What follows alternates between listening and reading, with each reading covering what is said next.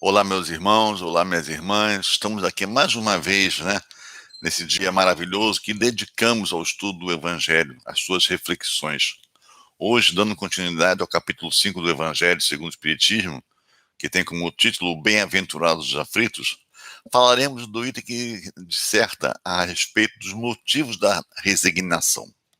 Vamos lá, então, a esse estudo para uma reflexão da mensagem trazida. Motivos de resignação. Por estas palavras, bem-aventurados os aflitos, porque serão consolados, Jesus indica ao mesmo tempo a compensação que se espera os que sofrem e a resignação, que faz bem dizer o sofrimento como o prenúncio da cura. Essas palavras ainda podem ser entendidas assim: deveis considerar-vos felizes por sofrer, porque vossas dores neste mundo são dívidas das vossas faltas passadas. E essas dores, quando suportadas pacientemente sobre a terra, vos poupam séculos de sofrimento na vida futura. Deveis então estar felizes por Deus ter reduzido vossa dívida, permitindo quitá-la agora, o que vos assegura a tranquilidade no futuro. O homem que sofre assemelha-se a um devedor que deve uma grande importância e a quem o seu credor diz: se me pagares hoje mesmo a centésima parte do que me deves, eu te darei a quitação do que resta e serás livre. Se não fizeres, eu te perseguirei até que tenhas pago a última parcela da tua dívida. O devedor não se sentiria feliz por submeter-se a toda a espécie de provações para se libertar de uma dívida pagando somente a centésima parte do que deve? Em lugar de se queixar do credor, não lhe agradeceria? Esse é o sentido dessas palavras. Bem-aventurados os aflitos, porque serão consolados. São felizes porque se quitam e, após a quitação, serão livres. Entretanto, se ao se quitarem por um lado, se endividarem por outro, jamais chegarão à libertação. Ora, cada falta nova aumenta a dívida, porque não existe uma falta, qualquer que seja, que não traga consigo uma punição forçosa e inevitável. Se não for hoje, será amanhã. Se não for nesta vida, será em outra. Entre essas faltas, é preciso colocar em primeiro lugar a insubmisão à vontade de Deus. Portanto, se lamentarmos as aflições, se não as aceitamos com resignação e como algo que merecemos, se acusamos a Deus de usar de injustiça, contraímos uma nova dívida que faz com que percamos o benefício que se podia retirar do sofrimento. Eis porque é preciso recomeçar exatamente como se, para um credor que nos atormenta, pagássemos algumas cotas da dívida, enquanto que, a cada pagamento, lhe pedíssemos novos empréstimos. Ao entrar no mundo dos espíritos, o homem ainda é como o trabalhador que se apresenta no dia do pagamento. A uns, o patrão dirá: eis aqui a paga pelos seus dias de trabalho. A outros, aos felizes da terra, aqueles que viveram na ociosidade, que colocaram a sua felicidade na satisfação do amor próprio e dos prazeres mundanos, ele dirá: a vocês não há nada a pagar, porquanto já receberam seu salário na terra. Vão e recomecem sua tarefa. O homem pode abrandar ou aumentar o amargor das suas provas pela forma com que encara a vida terrestre. Quanto mais longa lhe parece a duração do seu sofrimento, mais sofre. Aquele que se coloca sob o ponto de vista da vida espiritual compreende com um olhar a vida corporal. Ele a vê como um ponto no infinito, entende a sua brevidade e diz que esse momento penoso passa bem rápido. A certeza de um futuro próximo, mais feliz, o sustenta e o encoraja. E em vez de se lamentar, agradece as dores que o fazem avançar. Para aquele que, ao contrário, nada vê além da vida corporal, esta lhe parece interminável e a dor cai sobre ele com todo o seu peso. O fato de encarar a vida sob o ponto de vista espiritual resulta na diminuição da importância das coisas terrenas, levando o homem a moderar seus desejos e a contentar-se com a sua posição, sem invejar a dos outros, e a atenuar a impressão moral dos reveses e decepções que venham a passar. Dessa forma, o homem ganha uma calma e uma resignação tão úteis à saúde do corpo quanto à da alma, enquanto que, pela inveja, o ciúme e a ambição, ele se submete voluntariamente à tortura, aumentando assim as misérias e as angústias da sua curta existência. Bem, meus irmãos, temos aí então esse texto que nos fala dos motivos de nós estarmos resignados. Então temos que entender que se a gente não compreende que Deus é um Pai justo, amoroso, que não castiga ninguém, apenas traça em suas leis mecanismos para que nós sejamos felizes. E nós a elas temos que nos prender, nos ligarmos, né? Se nós entendemos que a vida ela não está limitada à passagem nossa aqui na Terra, se nós não entendemos isso, realmente perdemos todos os sentidos, né? A dor, o sofrimento fica insuportável, porque não vislumbramos num futuro curto, médio ou longo a solução, a resolução dos nossos problemas. E nos colocamos a reclamar de tudo, a reclamar do parente, do esposo, da esposa, dos filhos, do trabalho, do vizinho.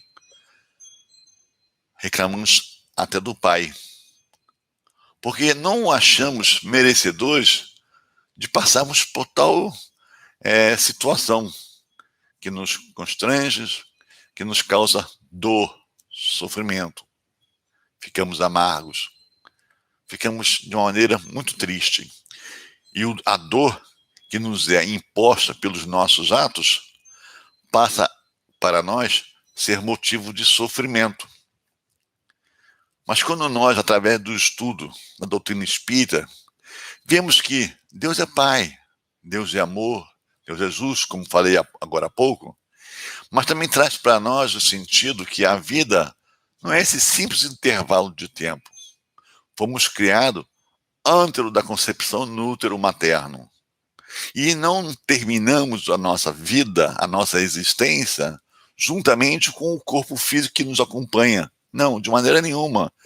Até porque não faria sentido a vinda do Mestre Jesus a trazer todos esses conceitos para que nós trabalhássemos e conquistássemos. Porque há de convir que, em uma existência que seja de 100 anos, nós não conseguiríamos, né, nos colocarmos perante a vida como o Mestre Jesus assim fez e demonstrou para nós. Não é verdade? Então, a vida se prolonga. Olhando por esta questão, simplesmente por essa questão que a vida ela continua, ela não tem vida. Nós tivemos o início, como a doutrina nos coloca, né? Nós tivemos o início. Fomos criados pelo Criador, fomos criados por Deus, mas não teremos um fim. Então, imaginando que imaginando que a nossa vida aqui terrena é apenas um fragmento da nossa vida, olhamos lá para frente e vejamos que o quanto nos espera, porque estamos caminhando para o Pai. estamos entendendo os seus ensinamentos, né? Estamos exercitando isso para percebê-lo, como o mestre mesmo colocou quando aqui esteve, que ele e o Pai já eram um, porque Jesus entendia e compreendia o Pai na sua essência, então já vivia de acordo com a vontade do Pai. E nós estamos exercitando essas várias experiências, essas várias ocasiões que nos acontecem na vida, para justamente ter essa condição que Jesus tem, de entender o Pai, saber prontamente o que o Pai deseja e viver como ele assim espera. Então vejamos, vai passar. Esse motivo que nos atormenta vai passar. Tudo passa, então passará. Agora, por que então, se Deus é Pai, se Deus é amor, se Deus é justo, por que passo por isso? Por que passo por tantas dores? Justamente por Deus ser Pai, ser amor e ser justiça. Traçou para nós um caminho reto, um caminho de moral, de bondade, de justiça, para nós conseguirmos uma perfeição. Não a toda, porque aí é só dele, né, do Pai, mas uma perfeição relativa. E nós, como fomos criados simples e ignorantes, né, com o nosso livre-arbítrio, escolhendo o que fazer, por ignorante, muitas das vezes cometemos erros. É normal, faz parte do aprendizado. É errando que a gente aprende que aquilo não é a melhor opção e vamos experimentar uma outra para que ele nos traga um resultado satisfatório, que nos dê felicidade. Então, o errar é normal. Não é motivo para nós ficarmos tristes porque erramos. Faz parte do aprendizado errar. Quem, na rede acadêmica, nas salas de aula, quantas vezes não errou um exercício? Mas errando um exercício, o professor mostrou aonde estava o erro e qual deveria ser, né, o caminho melhor traçado na execução de um cálculo, por exemplo, da matemática. E não repetiu o exercício com uma outra ótica, né, com outros valores, mas aprendendo a mecânica da coisa, conseguimos acertar a questão e passamos para um ensinamento seguinte, porque aquele já entendemos. E assim é o que Deus faz conosco, né? Dá a condição de nós experimentarmos, né? Fazermos as nossas opções, as nossas avaliações, julgamentos e decisão do que fazer. Se decidimos certo, porque é uma opção, né? Somos uma inteligência, e ótimo, bacana, entendemos logo aquele procedimento como verdadeiro. O resultado foi bom para mim, foi bom para todos. Então aquilo já está entendido. Eu passo para o ensinamento seguinte. Mas se não tomei uma melhor decisão, se não tomei uma decisão acertada, aquela que trouxesse o bem para mim e para os meus próximos, eu tenho que fazer o quê? Eu tenho que sentir que errei. Algo tem que me chamar a atenção. Algo tem que me chamar a atenção que a decisão tomada por mim não foi a mais acertada. E aí isso se reflete para mim como uma dor. Como uma dor que eu tenho que passar por ela. Mas eu não preciso sofrer com essa dor. Eu vou sentir, é claro, é da lei. Mas eu não preciso sofrer essa dor. Mas, infelizmente, eu sofro, porque eu não tenho esse entendimento da vida espiritual, da continuidade, da eternidade da minha vida. Eu me negligencio com os valores que o Pai tem, de amor e bondade e justiça. Então eu sofro e eu reclamo.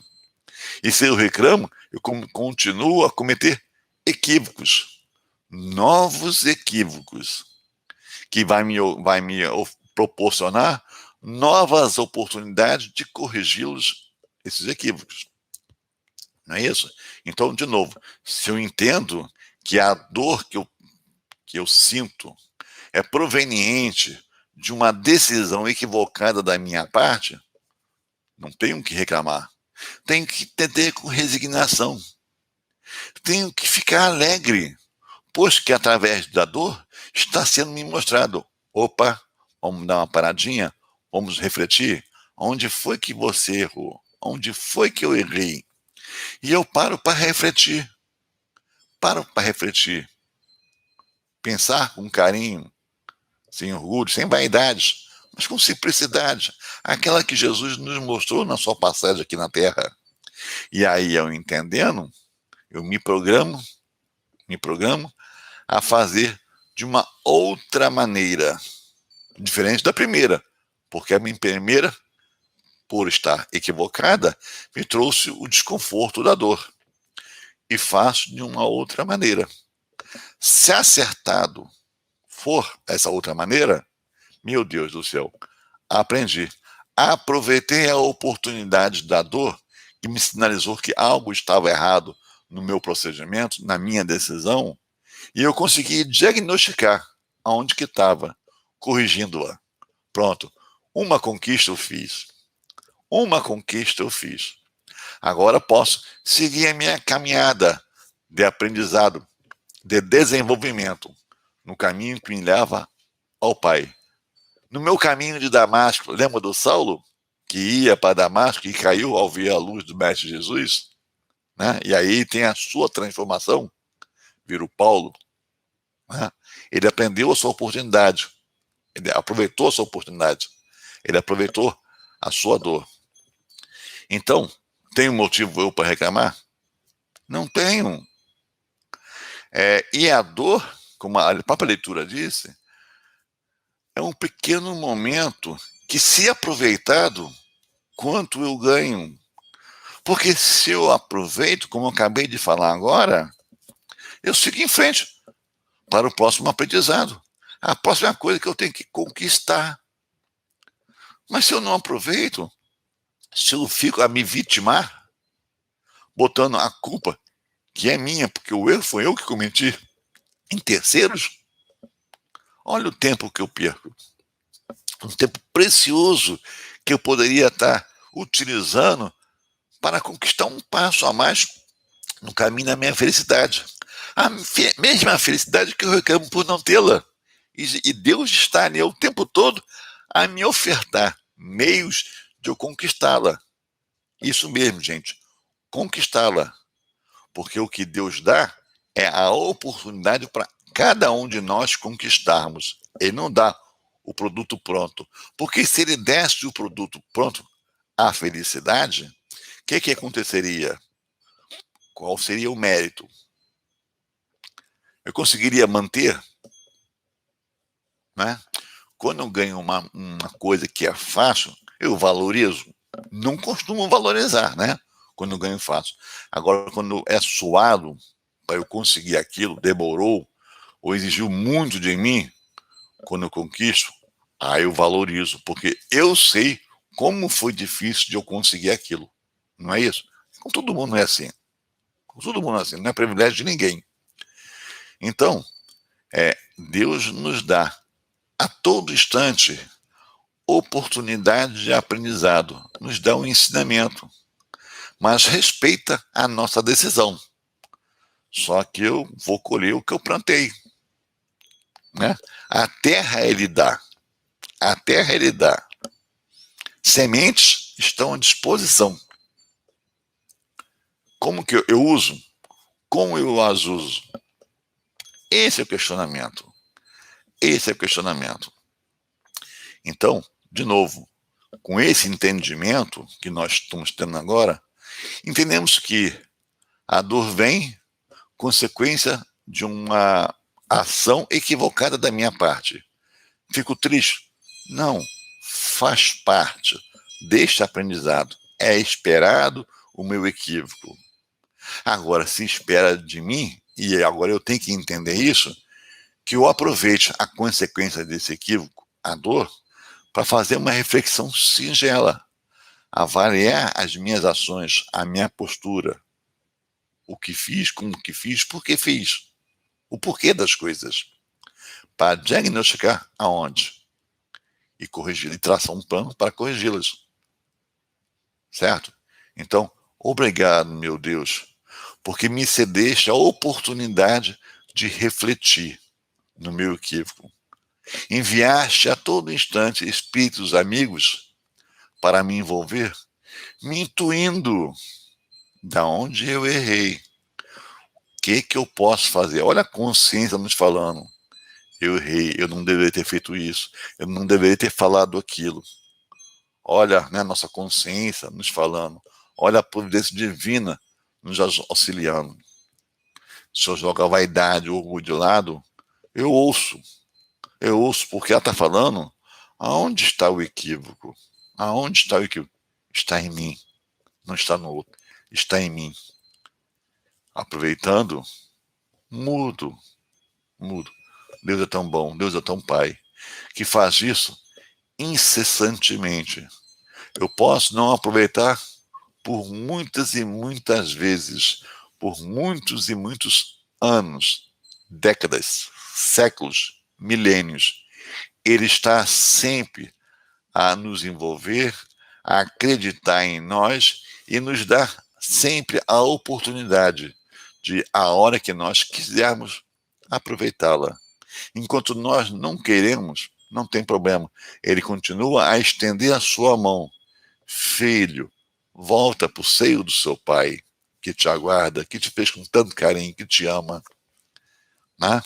Que a todo instante te estende a mão, dando oportunidades. Então, não venhamos, meus irmãos, a reclamarmos desse presente do nosso Pai, desse carinho, né? Porque sofremos por não entender isso. Se entendemos, não sofremos. Agradecemos porque são oportunidades dadas e aproveitamos para seguir com todo o carinho do Pai, com todo o carinho da espiritualidade amiga, entendendo que seu caminho, junto com os meus pares, meus familiares, meus vizinhos, meus colegas, seja de onde for, do grupo religioso, do local de trabalho, não importa, fica mais fácil, porque um dá força para o outro. A conquista, ela é individual, não temos dúvida disso. A conquista, ela é individual, mas todos têm que crescer junto. Então, estendamos a mão, pensemos no outro, amemos o outro, amemos a nós mesmos, amemos o Pai. E força, arregaçamos os braços ao trabalho que nos é ofertado para a conquista maior, da liberdade, da felicidade, do amor. O amigo Chico Xavier diz que, certa vez, uma frase muito famosa, né? Todos conhecem, acredito eu, que o passado não dá para mudar mais, né? Já foi. Mas podemos construir, a partir de hoje, um novo futuro. E o estudo do Evangelho em nós, tem essa proposta, né? Que, baseado nos nossos erros do passado, hoje construiremos o nosso amanhã, de paz, amor e felicidade, junto com o Pai, junto com o Mestre Jesus. Então, meus irmãos, por hoje, por esta semana, fica aqui essa reflexão, fica aqui esse pensamento, essa proposta, né? Essa percepção que sofrimento é fruto do nosso equívoco e a dor é instrumento para o nosso despertar. Que o amor do Mestre Jesus possa nos envolver a todo instante a nossos lares, trazendo a paz que tanto necessitamos. Fique com Deus.